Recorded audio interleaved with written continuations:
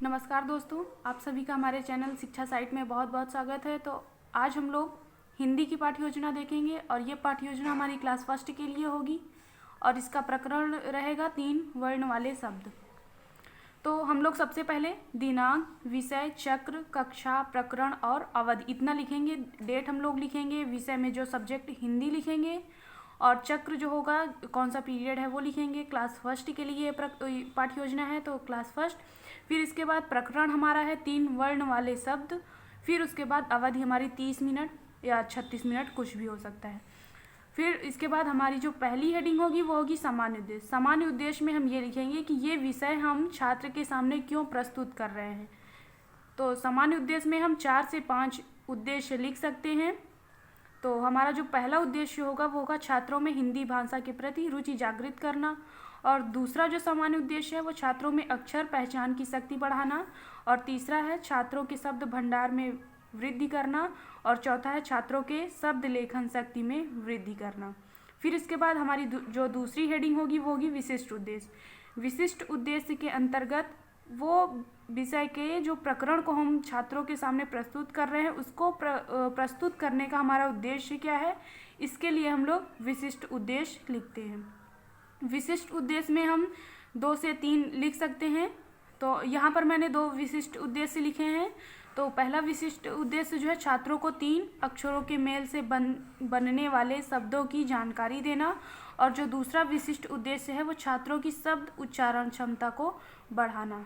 फिर इसके बाद हमारी तीसरी हेडिंग होगी वो होगी सहायक सामग्री। सहायक सामग्री में चाक, डस्टर, लपेट श्यामपट्ट व अन्य कक्षा उपयोगी सामग्री। और फिर इसके बाद हम लिखेंगे पूर्व ज्ञान। पूर्व ज्ञान में हम लिख सकते हैं छात्र छात्राओं को अक्षरों के बारे में सामान्य जानकारी है। फिर इसके बाद अगली जो हेडिंग होगी वो होगी प्रस्तावना प्रश्न।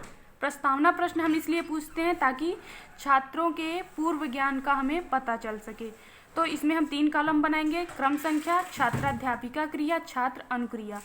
तो छात्राध्यापिका क्रिया में हम पहला जो प्रश्न होगा, छात्राध्यापिका ने छात्रों को का अक्षर दिखाकर पूछा कि यह कौन सा अक्षर है। तो छात्र अनुक्रिया करेगा कि यह का अक्षर है।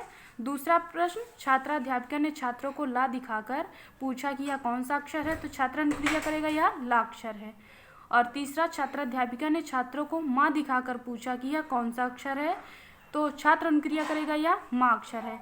और चौथा जो प्रश्न होगा, इन तीनों अक्षरों को मिलाकर कौन सा शब्द बनेगा। तो इस छात्र अक्षरों के बारे में तो जानता है लेकिन 3 अक्षरों वाले शब्द को नहीं जानता, इसलिए छात्र उस टाइम मौन हो जाएगा। इसलिए हम वहाँ पे डैश कर सकते हैं या समस्यात्मक लिख सकते हैं। फिर इसके बाद उद्देश्य कथन। उद्देश्य कथन में हम लिखेंगे आज हम 3 अक्षरों के मेल से बनने वाले शब्द का अध्ययन करेंगे। फिर इसके बाद प्रस्तुतिकरण। प्रस्तुतिकरण में हम 3 कॉलम बनाएंगे। प्रस्तुतिकरण में शिक्षण बिंदु, छात्राध्यापिका क्रिया और छात्र अनुक्रिया, इसमें 3 ये कॉलम बनेंगे। फिर इसके बाद शिक्षण बिंदु में आदर्श वाचन हमारा पहला हेडिंग होगा। फिर उसमें छात्राध्यापिका क्रिया में अक्षरों को वर्ण भी कहते हैं। छात्र अध्यापिका क्रिया में हम ये लिख सकते हैं, इस तरह जब 2 या 2 से अधिक वर्ण मिलते हैं तो उसे शब्द कहते हैं, जैसे का, ला और माँ। तो कलम हो जाएगा इस टाइम। छात्र अनुक्रिया में हम लिखेंगे छात्र ध्यानपूर्वक देख व सुन रहे हैं। फिर इसके बाद छात्राध्यापिका क्रिया में छात्राध्यापिका 3 अक्षरों से बनने वाले कुल शब्दों का अनुकरण वाचन कराएगी तथा छात्र अनुकरण करेंगे। का, मा, ला, ना, मन, ये तीनों ये हम लोग एग्जाम्पल लिख सकते हैं। और इस टाइम छात्र अनुक्रिया में लिखेंगे छात्र छात्राध्यापिका द्वारा बोले गए शब्दों का अनुकरण करेंगे। फिर इसके बाद हमारा लास्ट में बोधात्मक प्रश्न होगा। बोधात्मक प्रश्न में हम छात्रों से प्रश्न पूछेंगे, रा, जा और ता मिलके क्या बनते हैं, या सा और हा और रा मिलके क्या बनते हैं। तो इस टाइम छात्र इन प्रश्नों का उत्तर देंगे। फिर इसके बाद श्यामपट्ट कार्य। श्यामपट्ट कार्य में हम लिखेंगे का, ला, मा, समय समय पर छात्राध्यापिका द्वारा श्यामपट्ट कार्य किया जाएगा जो बाएं पृष्ठ पर अंकित है।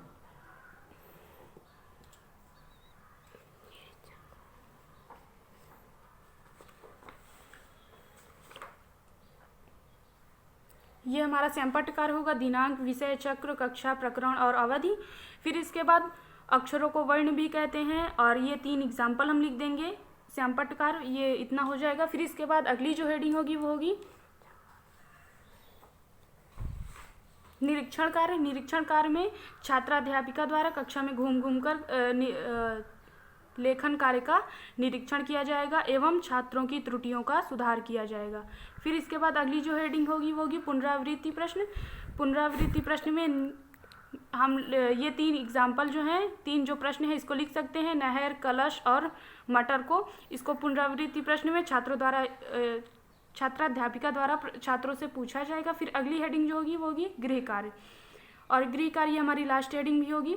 वर्णों को मिलाकर लिखिए जगत और भवन। तो ये रहा हमारा पाठ्य योजना।